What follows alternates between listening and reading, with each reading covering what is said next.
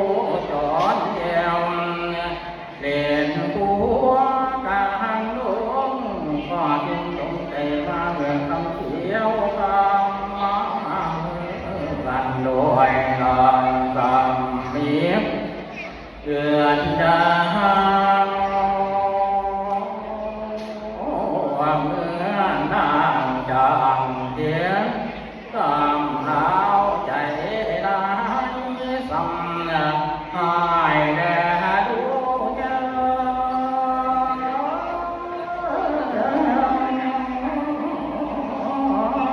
เห็นผู้ผ่านผ่านนานกอดยิ้มห้ามบวนสางผ่านนวลบวนเขียนที่นางที่มาดูแทนเจ้าถูกสิ่งนางที่มาสาวยิ่งแท้ดีคำวันนี้คนโบราณเก่าไว้ก็ทำมาได้แก่น้องนาไทยราสามาที่แท้ดีผู้พี่นี้จางใส่หัวกอง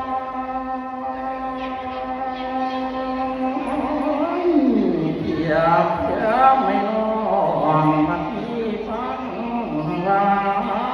ดังนั้นก่อนนักเดินมาก่อ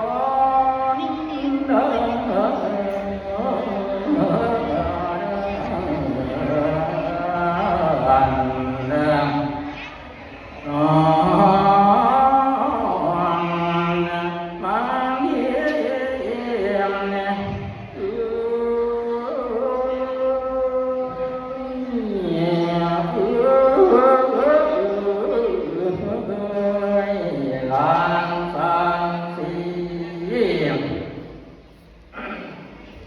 ยังเห็นเสียงยังดอยก็เพราะว่าดอยตรงนั้นหัว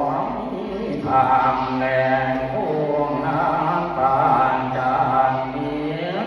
เสียนอนจางน้ำก็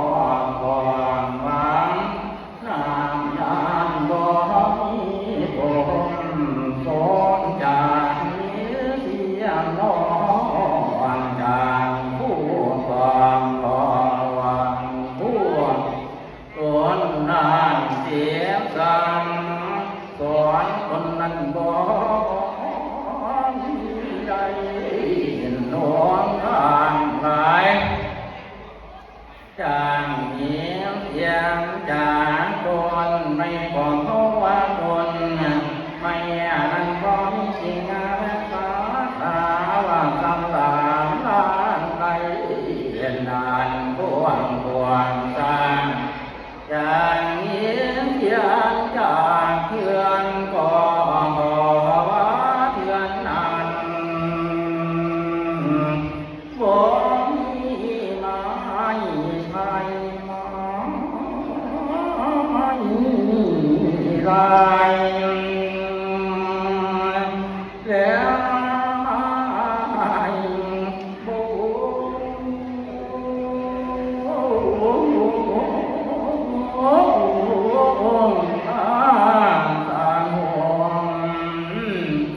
ยังเหียงเสียงจังสาก็เพราะว่าสานำนั้นบ่มีดอกจอกและดอกหัวผู้หญิงทั้งหลายยังเหียงเสียงจางพวงบ่วางพวงต้นนานพวกยาให้บ่มีอันพังฝากสิ่งเป็นผู้มีอันเดียวกันก็ยังยอมห่าง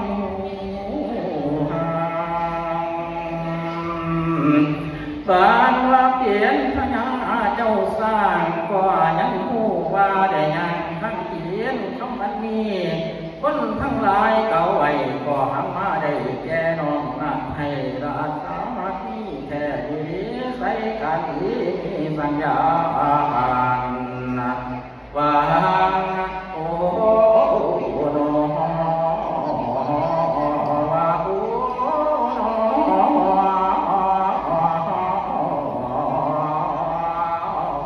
น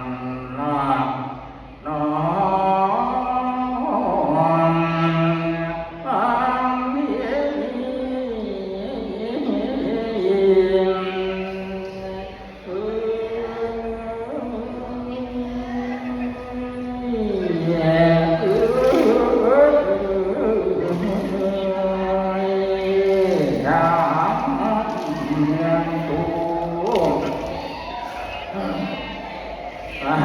สียังไงเสวยคนเมืองลานเป็นเจ้าขาสาธุในเมืองแก้วลานตาเทสายแยงโตตาลาคอนวันนั้นกูเพียงนี่ก่อนจานไอ้กูดวงกูนี่มาไว้กูเพียงนี่ก่อนจานให้พวกลอยกูนี่มาขอพันละให้มาฟังเป็นหน่อยวันพันละคนแค่ดีข้ามมองนี่ผ่านยากมาจำหาหน้าให้นางขาดใจกูว่าเมื่อนห่วงด้วยผ่านทางรู้แก้วแก้มสาลีหา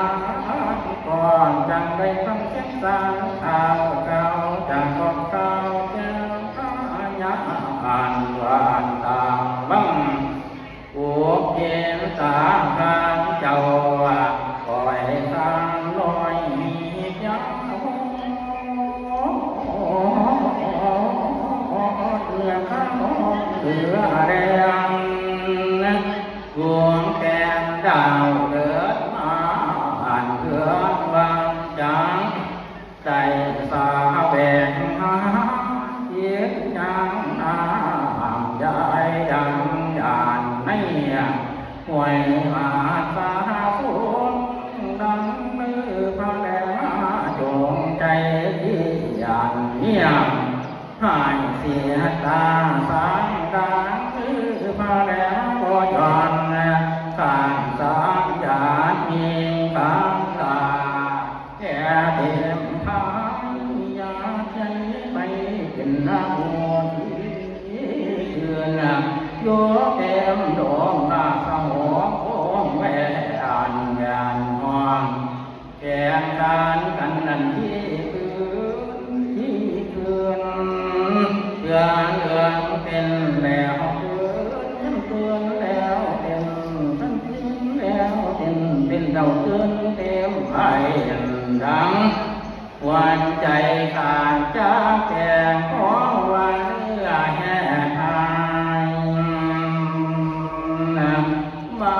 เปลี่ยนขาน้อยกระทำเพียนมาที่คอย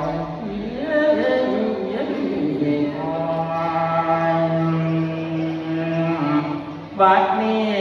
ก็อาจที่มาหอดเจ้ายอดซอยสาวันนี้แล้วนา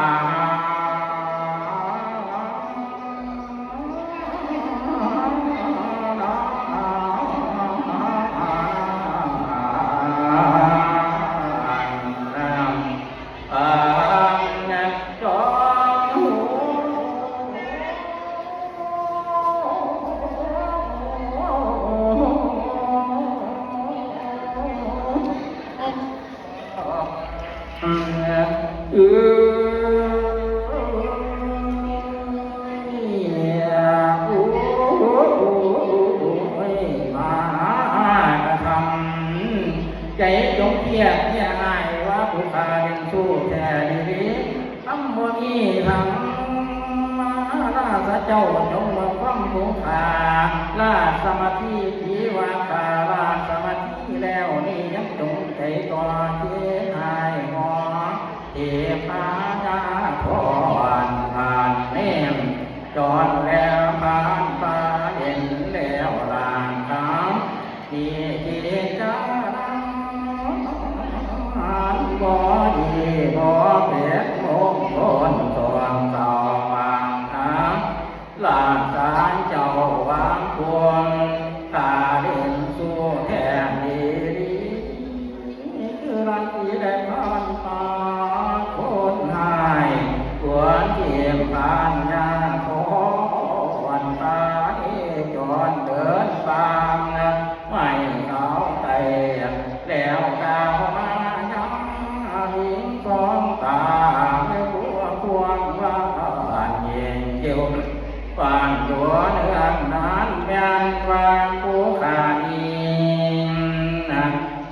ทำกลางสันใดไผก็บ่มีหูเมียว่าผู้ขาเป็นสู้ไผก็บ่มีเห็นมหาราชเจ้าว่าดังอีพวกข้าก็จะจึงคำสัมโพธลดทำให้ใส่ตนตัวอันโยนโอ้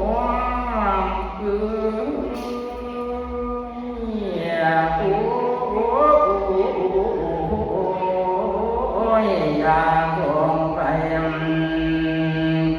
ยาสงสัยในยันดงปากว่างขอให้โภคานีมหาราชเจ้าต้องเอาไม่แส่น้อยๆใส่สันหลังได้ที่และห้อยและพันเสียว่ามีดังนั้นยืนไปดอกทางแทงเสียว่ามีดังนั้นพันขาแจงขาน้อยใส่เดี่ยวไปเสียว่าหัวใจผู้ขาบ่เป็นดังเจ้าว่านั้นก็ให้ผู้ขานี้แล้วมันยืนเหมือนจีที่ข้ายืนอยู่กับความบาปนั้นว่าไรสร้างกันขอให้มาประสงค์พ้องกับความบาปขอให้ไทยทีลาเอาเป็นเมีย